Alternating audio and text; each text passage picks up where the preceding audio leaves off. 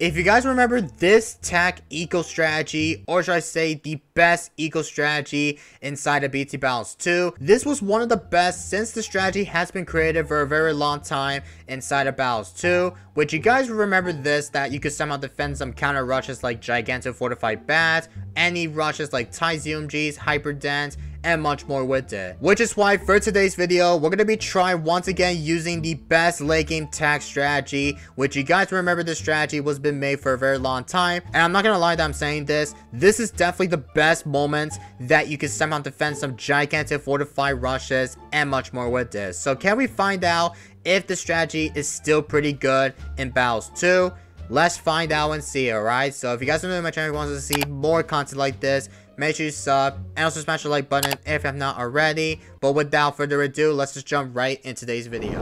Alright, here we go, ladies and gents. We got this map Oasis, and we're going to be using Scientist Gwen, Tack, Village, and Ice. So we're going to be starting off with the good old Tack shooter. I think we will go for the Blaze shooter first. And after we get that Blaze shooter up, then we're going to be fine against that, though. This guy will be going for the Darn Gunner, which is going to be his first tower. Very interesting start that this guy will be using. I'm not even sure what his strategy that this guy will be using. I think he might be going probably Darling Village, maybe Super Monkey. I am not even sure.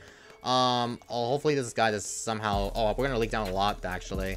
Oh, he is leaking down very much a ton.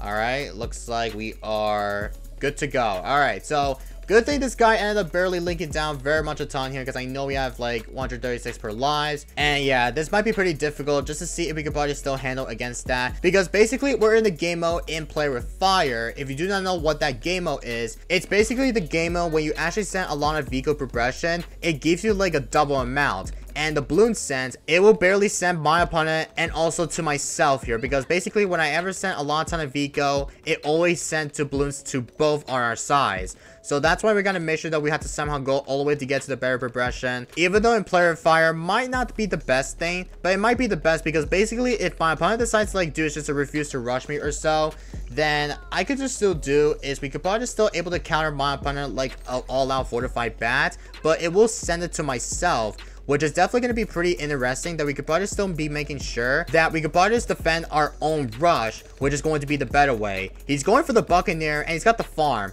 Okay, this is definitely not the best strat of all. I mean, the strategy is definitely not the best in my opinion, because for late game, if you rather have the Darn Gunner up, if you need the 5th-tier upgrade for the Darling, then you might want to get up to the MAD, go for the best, which is known as Blues Exclusion Zone.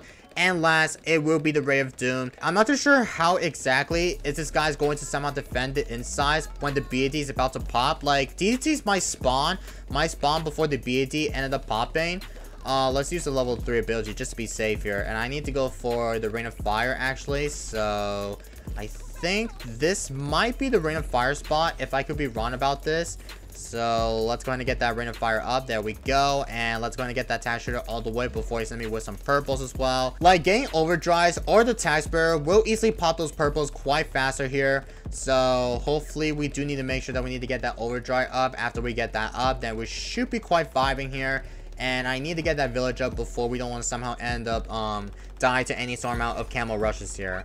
So let me go ahead and send it with some reds for the fun, because I need to make sure that we need to save more money so we can have all the attachers have camo popping power in it. So let's go ahead and get that to the radar scanner right now. There we go. Now, if you guys may be wondering why the heck did I bring on the Ice Tower instead of bring on the Glue Gunner, well, that is because apparently we're going to be trying once again using the good old Tack Village and Ice strategy, but this time along with Scientist Gwen, because if you guys remember back in a couple of years ago when the strategy has been created for a very long time, which is Tack Village and Ice, this used to be the best late game strategy when you somehow try to somehow defend that Gigantic Fortified Bat rushes or any Gigantic rush with a strategy, because basically you could easily somehow do is you can somehow go for a couple more overdrive spans, get up to the 5th-tier attacks, and after you get everything off the back, then you should be quite fine here, because basically with the home and defense or the primary expertise, like, don't forget about that, primary expertise will give only buffs to only primaries, and this is the primary tower that we had to use it for the good old Lakin technique here. Let me see if we do go for the village, because I need to go for this upgrade to the Monkey City all the way. And I think we're going to be quite fine here, because I'm going to switch it with some purples eco for the fun. And I'm not sure how this guy's going to be going for, because this guy's going to be trying our hardest to see if he just somehow survive during this whole linking technique with the strategy. Because again, Darling Farm and Bow is definitely not the best strategy, unless he needs to somehow counter me with some, like, maybe BATs on round 30 or so. Hopefully he does not send me one, because I'm not sure this guy will barely survive against that. Then there's no point for me just to try to take it late all the way to get to the higher rounds here. I think I'm gonna try my hardest just to try to go for, maybe we'll go for this upgrade to the primary training, or go for the primary mentoring. Like, I don't even know. But I'm gonna see if we can go for this upgrade to the Monkeyopolis here. I think the Monkeyopolis might easily help out very much a ton here, so let's get that up as of right now for the Monkeyopolis. There we go with that. Also, if you guys may be wondering, why am I sending zebras instead of sending with some group purples eco? Well, basically the eco with some purples are definitely going to be quite better, just able to get a lot of eco quite faster. But with the zebra eco, it does give 8.4 per modifiers per eco, and the purples cost like 7 per modifiers per eco as well. So if I do switch it with some good purples here, then basically you can see here, the purples are definitely the best way that you can somehow get a lot of ton per progression eco very quite faster here. So we'll go for this upgrade to the Tack Stone, by the way, don't forget about that. Looks like he went for the aircraft carrier on the Buccaneer. I mean, he might need to go for the carrier flagship, just able to help out with it. If he doesn't, then he might somehow be dead to like any AI mobs or much more with it, because when you go for the further rounds like this, then basically all the mob healths are definitely going to be going up, and that's why you want to make sure they want to get up to some better technique with some defense here. Also, he's selling all his farm here. Oh, he's selling ZMG? Oh, I think this guy does not know how to have the ice tower. Alright, I think we'll go for this upgrade to the ice. Oh, maybe I should go for this upgrade to the middle path cross path for the ice tower, because I forgot to mention though, when you actually get up to the middle cross path, basically when you have the MIB up, then it will allow you to pop those ZETs quite faster or so. Also, we'll go for the super mill, by the way, so let's go ahead and do that. And looks like we are going to be fine against that, unless we don't choke this game here. Use that. Alright, we defend it. Okay. No way this guy. I think this guy might somehow be dead to his own ZMG rushes. I don't even know why people decide to counter me with some fortified ZMGs against Tack Village. Oh, and he surrendered? He just rage quit. I have no idea, but this strategy barely shreds everything. I mean, to be fair, if I do take it late, then there's no point that this guy won't probably win this for sure. But we still got the dub here, but I will hop into another one because I want to try to go late game, which is going to be my main goal. So I'll catch you guys when we get to the next one. Alright, so we're back in the next game, which is going to be on round 24, and this time we got the map Maya, which is definitely a perfect map with the strategy, which is Tack Village and Ice, because you have a lot of space that you can easily somehow get that straight, because basically the balloon sense always come to the side here, but if you rather like towards the center like this, it will basically pop everything off the back here. So hopefully this time we're gonna see if we do somehow try our best to try to take it late here, because I have like 10k per income. So hopefully this time we're gonna see if we do somehow manage to try to survive during the counter rushes here and much more. So we'll go for this upgrade to the primary XATs. Don't forget about that, because I think the primary XATs will easily help out against all the primary towers and much more with it. And we'll go for the infinite rank for the good old Tack. So after we have everything set up for the late game advantage here, then we should be quite fine here. So we could probably still manage to somehow send my opponent, or should I say send to my own rush inside of it, because again, player fire is definitely the best game mode, or basically the way that we could probably just making sure that we will start sending myself a rush, and that way we could probably just get some better content pretty easily here. Anyway, we got the icicle impel up just to able to help out, because with the middle cross path along with the MIB, it will still allow to able to attack DETs or pop it as well. So that's why we're gonna make sure that we have to get up to the middle cross path for the MIB in it. Also, I should probably go for another one for another village, so we could probably just get up to the amount of the primary mentoring here. So I think that might be the good decent amount of spot, if that will be fine by me.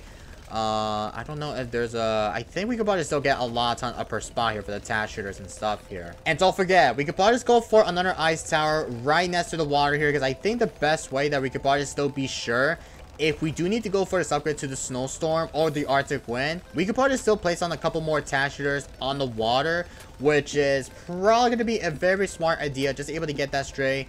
So let's go ahead and start building a lot ton of the Ghoul Tack shooters on the water after we have everything set up for the late game. Then we are going to be quite fine here, since I know we're all going to go all the way to get to the high advantage round here. So hopefully this will be pretty worth it. If we do have enough time, we could probably just get a lot of the good progression eagle all the way.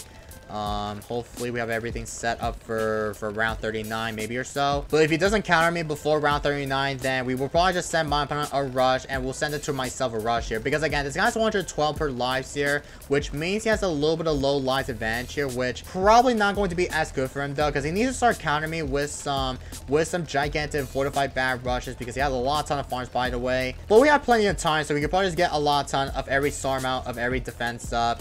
And I do need to get a lot ton for the good old sake for the overdrives, because overdrives, I know guys, overdrives is definitely the best way we could probably still manage to pop all the BAD layers of it. Especially with the S Brittle, because S Brittle will give you amount of extra damage during the Moab class Bloons as well. Also, is he fine against AI Moabs? I think he needs to start sabotaging against that. Please don't die, bro. I swear to God, this guy needs to somehow survive against that. He does not have the MAD, because MAD needs to go for the fit tier as well, because fit tiers definitely need to make sure that it will give a lot per damage against mod class.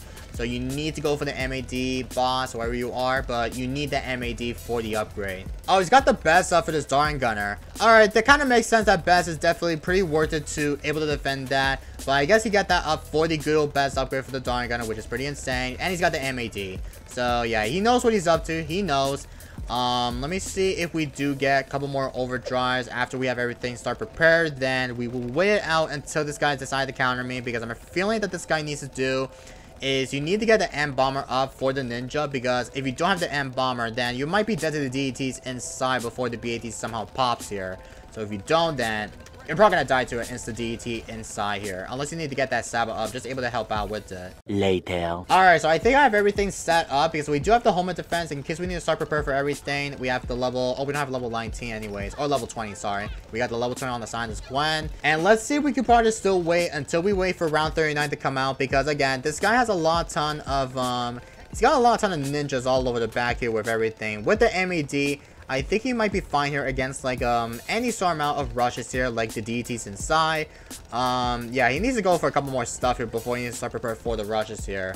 So let's see if I'll get another one up. And I think that's everything that we have here, because I need to wait until we hit like, I think we hit like almost 1 million. But we have to somehow defend our own rushes, since this is probably going to be the best time that we could probably still see if Tack Village and Ice strategy is a decent late game strat of all time. And it's round 39. Okay, I'm going to start countering with some fortified bats. Let's see how good is this bad boy is going to be. I'm going to blue boost against this guy.